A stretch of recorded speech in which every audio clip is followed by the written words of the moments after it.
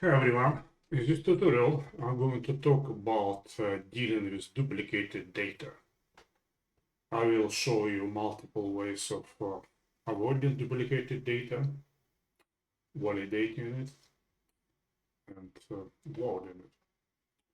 So here we have a very basic Excel file. As you can see, the records number 5 or 6 are duplicated. So we have customer ID number 4 twice. So let's try. I have already done the mapping. Yeah, so it is done. Let's try to run it and see what happens. Okay, so it is rejected. You can see we have a primary key customer ID. Let's check if we actually have any data. You can see nothing was loaded. So the data was actually validated by the server. Well, in some situations, it is a good idea for very small number of records. But if you say, for example, $10 million to process, it might take a while. So it will put additional pressure on the server, which we don't actually need, and might take 4 hours, and at the end it will fail. So it's better to check it first. But another way of doing things, we can just, instead of loading everything, what we can do, we can use add new and update all records option, for example, or add new records. Let's use add new records. To make it work, we need to say that we have update key, this one. Again, it will work, but it will be slow because it will be executing a lot of SQL statements. And again, if the sequence of loading is very important for you, it might not what you want, because what it will do, it will load only the first one. So it will load the first one and ignore the rest of them. The second one. Sorry. Just run it. Okay, as you can see, it worked. And we have the data now. But what if we want to load the last one? We can say that we want add new and update all records.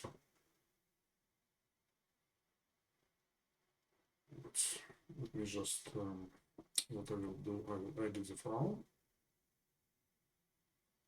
to prove the point. I'm going to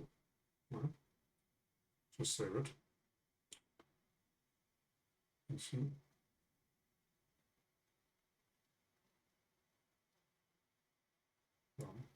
Let's run it. You can see it is loaded, inserted 9 records and updated 1. And let's check the data. So we have done 2 now.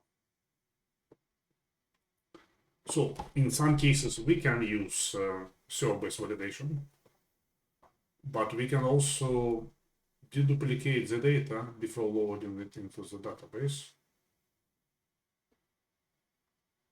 And that was the issue altogether. Let me show how. So we just add the duplicate object.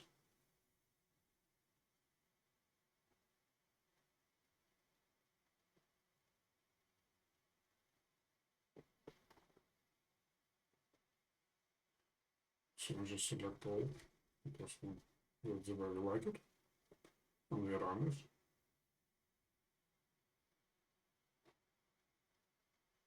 So you can see, so we had total 10 records, and 9 records came out of the duplicator, and we just loaded everything, and everything is working fine. So another thing we might want to do,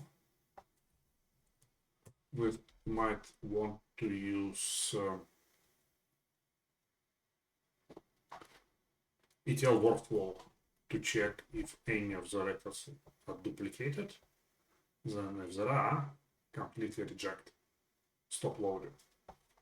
So the way this can be done, we can use grouper object, and we need to add some field to our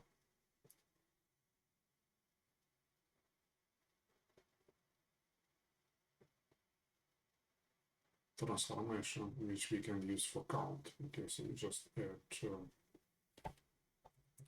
literal first.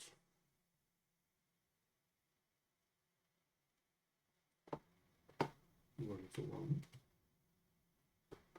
And we add output field.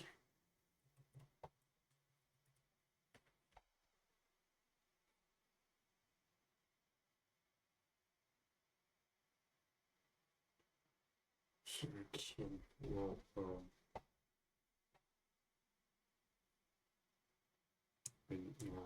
count, for example. So it's not really count. Call it one. That's rather silly name, but who cares? Okay. So what we will do then we'll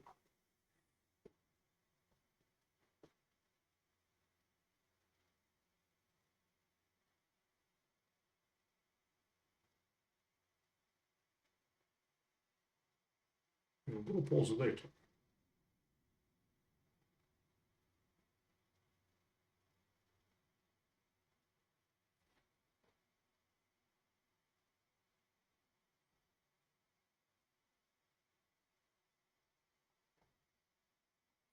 Taking a while. Group by.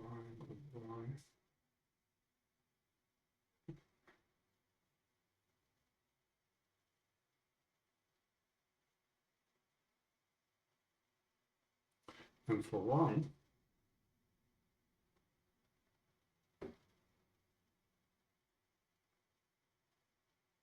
I set it to sum, because that's what we want.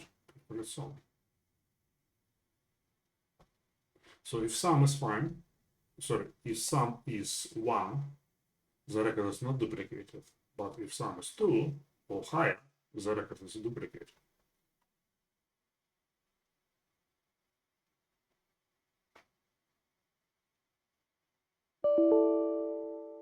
So to say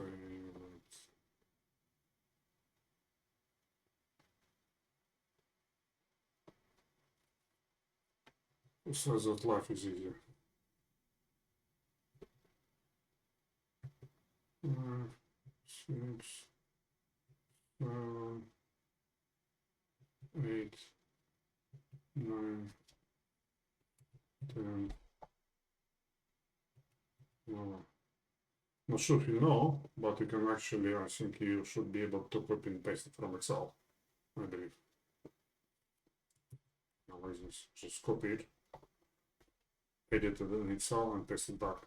That works very well for very, very large files or tables. That should work now. Yeah, okay. So then we add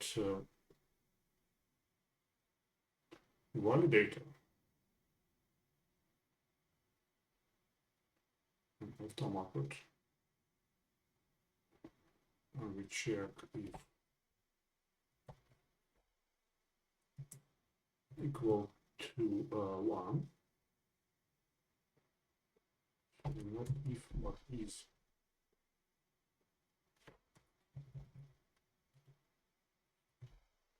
Equal to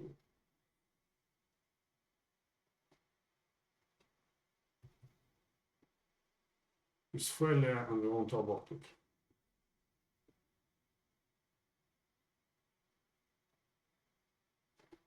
Abort it.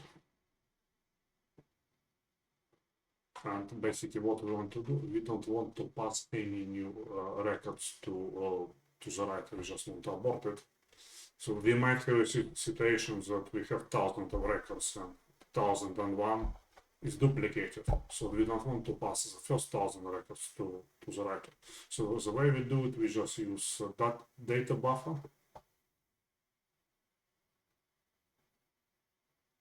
We just buffer the records. And then we use the final transformer. The data buffer is like a stage generator. So if everything is fine, so the data buffer will pass the records to the next one, transformer. Just need to click on data buffer first.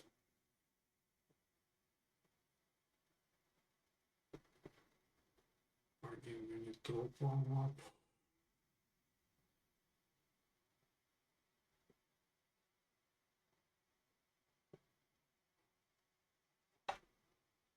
And we are now ready to run our process. Let's run it, see what happens. As you can see, so validate aborted. Data buffer, okay, well, we just read first 3 records. That's 1, 2, 3, yeah, 2, done. Nothing was passed to the transform, as this is what we wanted. And we check the log, write message to the log, but it's not really that important. Yeah. Just, yeah, write a message to the log.